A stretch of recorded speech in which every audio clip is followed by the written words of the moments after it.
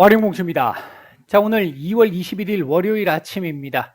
미국 시장 얘기 좀 드려보고 우리 시장, 그리고 이제 이후 상황들에 대한 말씀 조금 드려볼 수 있도록 하죠. 얘기를 들어보시고 도움이 되셨다고 생각되시는 분들은 구독, 좋아요 한 번씩 눌러주시면 감사하겠습니다. 바로 보도록 하죠. 자, 오늘 내용이 좀 많습니다. 주말 동안 나왔던 얘기들이 어제 뭐 상당 부분 말씀을 좀 드리기는 했는데, 일단, 추가적으로 좀 얘기들이 드려야 될 말씀들이 좀 있어서, 오늘은 이게 저희 이제 VIP방에 제가 이렇게 올려드리는 그 내용들인데, 매일 이제 장전 브리핑 형태로 올려드리는 내용들인데, 이제 그 내용들을 참고로 해서 오늘은 한번 말씀을 드리겠습니다. 자, 한번 보도록 하죠. 일단 미국 시장 어제, 그러니까 금요일 날, 지난주 금요일 날 일단 하락 마감을 했고, 나스닥 쪽의 하락이 조금 더 컸습니다.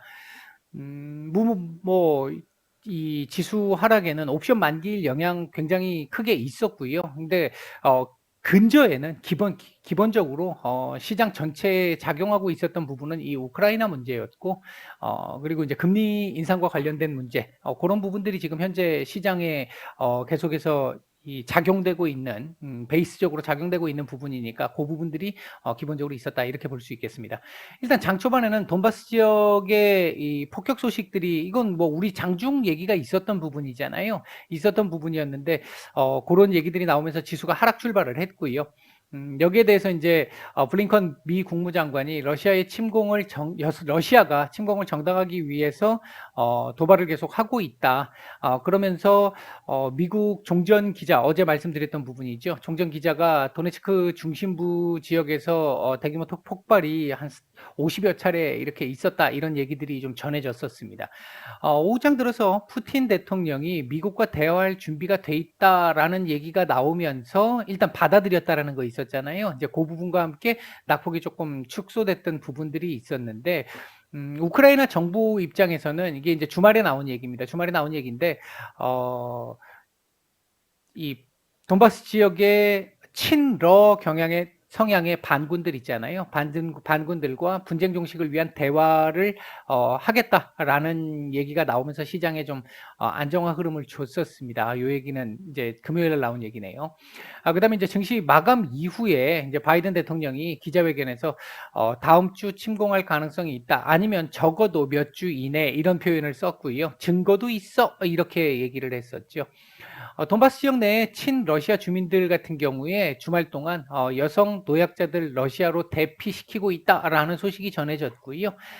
그리고 이제 우리 금요일 날 장중에 나왔던 얘기인데, 23일 날 미러 장관회담이 있을 것이다라고 얘기를 하면서, 물론 그때까지 러시아가 아무 행동을 하지 않는다면 이라는 전제 조건을 달았고요.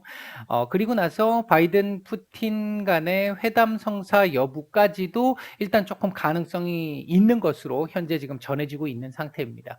주말 동안 나온 소식들을 보게 되면, 푸틴 대통령이 이제 19일이죠. 우리 시간으로 일요일 아침이라고 이제 볼 수 있겠는데, 핵 훈련이 있었었고, 핵미사일 쪽하고 이 미사일 훈련이 있었는데, 그 훈련을 화상 참관을 했습니다. 이제 이러면서 굉장히 또 위기감이 좀 높아지는 모습이었고, 이에 대해서 이제 마크롱 프랑스 대통령, 지금 마크롱 대통령 같은 경우도 4월달 대선이 있잖아요. 이제 재선을 앞두고 굉장히 좀 바쁘게 움직이고 있는 부분, 이 정치적인 부분과 관련해서는 제가 이전에 금요일 날 올려드렸던 영상이 있었었죠. 이 포에니 전쟁 관련된 영상, 그거 참고해 보시면 될 것 같고요. 푸틴 대통령과 이 우크라이나 대통령 젤렌스키와의 통화를 각각 했습니다. 젤렌스키 대통령과 통화를 하고, 그 뒤 푸틴 대통령과 통화를 했고요. 그다음에 이제 외무장관 만남 예정이 21일 날 있다라고 지금 일단 발표가 된 상태입니다. 그리고 이제 또 나온 얘기가 어제 저녁이죠. 나온 얘기가 어젯밤에 20일 날 훈련이 일단 종료되면 다 이제 하나씩 서서히 빠져나갈 거야. 다만 들어오는데 시간이 오래 걸렸기 때문에 나가는데도 시간이 좀 오래 걸릴 수 있어. 이렇게 이제 러시아 외무장관이 얘기를 했었는데, 그럼에도 불구하고 이제 복귀 예정이라는 그 흐름이 있었잖아요. 그랬는데 복귀 예정이었는데 지역 위기를 핑계로 무기한 연기를 했습니다. 이 부분이 제가 이제 그 포에니 전쟁과 연결시켰던 그 부분에서 설명드렸던 부분이죠. 그다음에 이제 미프 정상회담이 일단은 가능성이 있다라는 얘기, 아니 가능성이 있는 게 아니라 미프 정상회담이 이제 마크롱 대통령 주재로 해가지고 있었는데 여기서 마크롱 대통령이 긴장이 조금 풀린 것 같기는 해라고 얘기를 했고, 이때 주미 러시아 대사가 돈바스 지역은 우크라이나의 일부로 간주한다라고, 이 얘기가 상당히 중요한 부분입니다. 러시아가 근본적으로 이 부분을 지켜낸다라고 한다면 지금 위기를 계속 긴장도를 높이고 있는 부분은 말 그대로 전략적 이득을 위한 긴장도 높이기야라고 하는 걸 보여주는 거니까. 다만 러시아가 역사적으로 지금까지 이렇게 해왔던, 또는 푸틴 대통령이 역사적으로 지금까지 해왔던 부분들에서 말의 신뢰성이 조금 떨어진다는 부분 때문에 조금 더 지켜봐야 되기는 하겠습니다만, 이 부분은 사실 굉장히 중요한 얘기입니다. 굉장히 중요한 얘기고요. 근본적으로 이 문제를 어떻게 바라봐야 되느냐, 우리 주식을 하는 입장에서 그 측면에서 볼 수 있다는 측면에서 굉장히 중요한 얘기고요. 마크롱 대통령이 러시아, 우크라이나, 그다음에 유럽 안보 협력 기구 이 셋 주체 간의 회담 일정에 합의했다라는 소식을 전해왔고요. 그다음에 이제 프랑스와 우크라이나 정상회담 직후에 우크라이나 대통령이 즉각적인 휴전 지지를 발표했다라는 측면도 조금 긍정적으로 볼 수 있는 이런 요인들이었습니다. 향후 나와 있는 일정들을 보게 되면 이제 푸틴 성명 발표 20일 날, 이거 지금 아직 전해지지가 않았어요. 제가 확인을 아직 못했는데 얘기가 오늘 아침절에는 좀 나와야 되는데, 늦어도 일단은 아직까지 확인이 좀 안 된 부분이 있는데 확인되는 대로 업데이트를 해드리도록 하겠고요. 그다음에 이제 러프 외무장관 회담이 21일 날 오늘 일단 있습니다. 오늘 밤에 있습니다. 그리고 러시아, 우크라이나, 그다음 유럽 안보 협력 기구 간의 회담이 이번 주 초반에 있을 예정이고, 날짜는 확정되지 않았습니다. 미러 장관급 회담이 23일 날 있고요. 미프 정상회담 역시 23일 날 있습니다. 이 이후에 여기서 미러 정상회담이 나올지, 이쪽으로 이어질지 여부 좀 지켜봐야 되겠고요. 현재 우크라이나 상황 이 정도의 진행 상황이라고 볼 수 있겠고요. 연준 위원들의 발언들 같은 경우는 전반적으로 50bp는 좀 아직까지는 신뢰도가 약한 것 같아. 50bp는 좀 과한 것 같아. 지난번 FOMC 의사록에 나왔던 내용 중에 이제 이 한 귀퉁이에 있어가지고 체크가 안 됐던 내용 중에 하나가 어떤 게 있었냐면, 시장에 최근, 그러니까 FOMC 의사록이 그러니까 FOMC 회의가 있던 1월 말이죠. 1월 말에 최근 시장이 많이 이 충격을 받고 있는 부분에 대해서 연준이 지금 보고 있어, 이런 얘기들을 하기는 했습니다. 이제 그런 부분들이 제가 그동안 말씀드렸던 연준이 시장에 충격을 주기가 어렵다라고 했던 그 연장선상에서 보시면 될 것 같고요.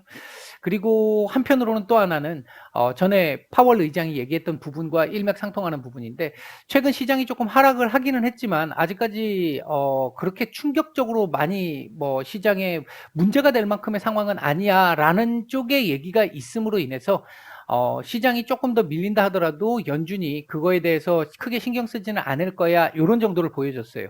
얘기를 종합해 보면 지금 현재 상태에서 추가적으로 시장에 강한 충격을 주거나 하지는 않는 게 기본 전제야. 하지만 여기서 조금씩 뭐 어떤 이 금리 인상이든 아니면 다른 문제든 간에 문제가 생겨서 조금 더 지수가 밀린다 하더라도 급격하게 밀리는 거 아니면 크게 이 연준 입장에서 완화 정책, 부양책 관련된 당근을 주지는 않을 거야. 이 정도로 아마 해석을 해볼 수 있을 것 같습니다. 일단 강한 채찍은 들지 않되 당근도 주지 않겠다, 이런 정도로 보시면 될 것 같습니다. 나머지는 뭐 큰 그 부분은 없고요. 그 다음에 이제 중국 쪽에서 부양책 계속 지금 나오고 있습니다. 앞으로 계속 나올 것 같아요. 계속 나올 것 같아서 이쪽 부분은 아무래도 조금 더 우호적으로 볼 수 있는, 시장을 우호적으로 볼 수 있는 부분이 아닐까 일단 생각을 하고 있고요. 그런 차원에서 놓고 봤었을 때 미국 증시, 이거 정말 좀 아쉬운 부분인데 이 자리 좀 지켰으면 했는데, 일단 이 자리를 내주면서 전 저점에 대한 위협을 하고 있는 상태입니다. 일단 제가 볼 때 추가적으로 뭐 변수들이 지금 우크라이나발 변수들이 많이 발생할 수 있기 때문에 섣불리 예측이 사실 좀 어려운데요.